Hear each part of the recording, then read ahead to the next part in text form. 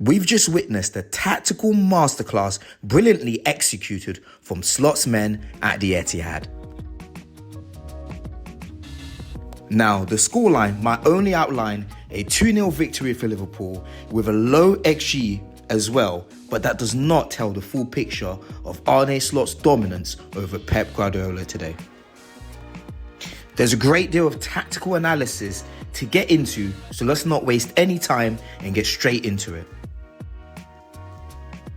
Now, let's start with Liverpool's defensive setup. On paper, Liverpool were set up with a 4-2-3-1 formation, but in reality, when City were in possession, Liverpool were set up with a 4-2-4 high press formation. The purpose of this was to block balls through central areas of the pitch, as Arne Slot deemed these areas as the most threatening for City, as demonstrated by City's lack of possession also in the central offensive areas of the pitch.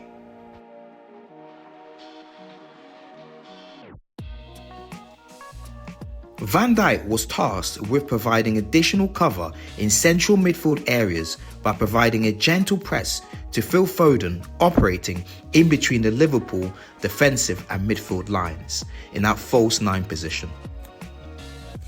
In contrast, when Liverpool were in possession in their defensive third, Man City were operating in a 4-5-1 formation with Phil Foden operating in that false 9 position as the sole striker. Now with Pep, knowing that Liverpool were going to block the central areas of the pitch, decided to target Liverpool's main defensive weakness, and that's Trent Alexander-Arnold. Pep knew that because Liverpool were going to block the central areas, space was going to be out wide, and they tried to exploit this by isolating Trent Alexander-Arnold 1v1 against Jeremy Doku. Pep also used Phil Foden by using him as a false 9 by dropping in between Liverpool's defensive and midfield lines. Man City were using a 2-level attacking threat, partially through Phil Foden dropping in between the lines of Liverpool's midfield and defence.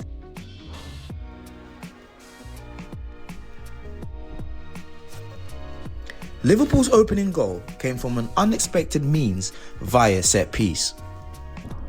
Liverpool's record in set piece goals scored ranks amongst the worst in the Premier League. However, this record didn't come to fruition when brilliantly executing this set piece. With De Bruyne and Foden, City have 2 men guarding the near post. There's Szoboszlai standing at the front post next to De Bruyne, and Robertson is standing next to Phil Foden, who later plays a pivotal role in the goal. Robertson then legally blocks off Phil Foden at the same time Szoboszlai leaves the front post and gathers the low free kick to assist Salah with the goal.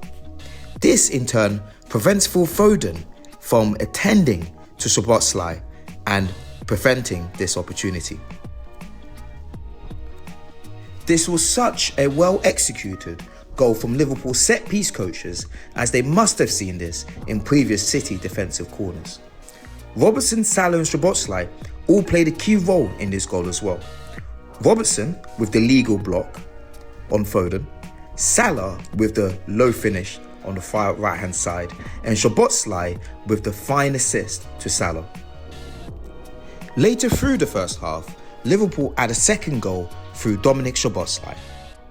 As you can see how it started here, it started with a City high press, City playing the offside trap, and a chain defensive offside trap which managed to fail, and Liverpool eventually broke through. Liverpool operated an offside trap decoy by sending Szoboszlai in an offside position. However, Salah onside and provided the assist for Szoboszlai for his 4th Premier League goal of the season. In the second half of the match, Liverpool were predominantly sitting on a low block while operating a 4-5-1 formation.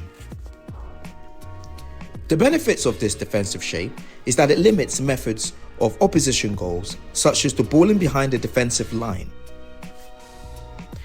This low block operated by Liverpool culminated in a second half expected goals for Man City of only 0.46, and a total of 4 blocked shots by Liverpool.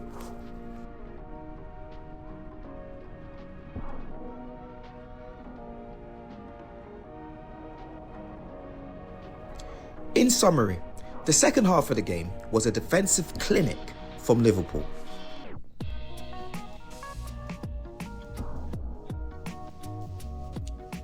Overall, this was an outstanding tactical execution by Arne Slot, who is showing that he has the capabilities to become one of Liverpool's greatest managers if he marches towards a Premier League title in his maiden season. He has put Liverpool in a commanding position, 11 points clear of Arsenal, albeit a game in hand.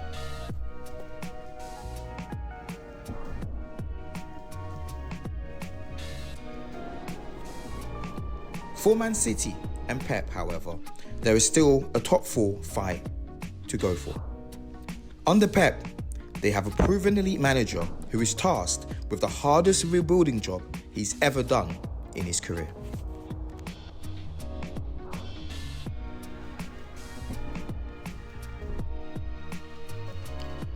On to manager ratings. For pre-game tactical setup, I will give Pep a score of 5 out of 10. For his use of the 4-5-1 formation and operating Phil Foden in the false 9 position. He also effectively used Jeremy Doku in 1v1 situations with Trent Alexander-Arnold. Although it didn't work out in terms of goals scored, Jeremy Doku did look bright and lively in the opening exchanges in the game.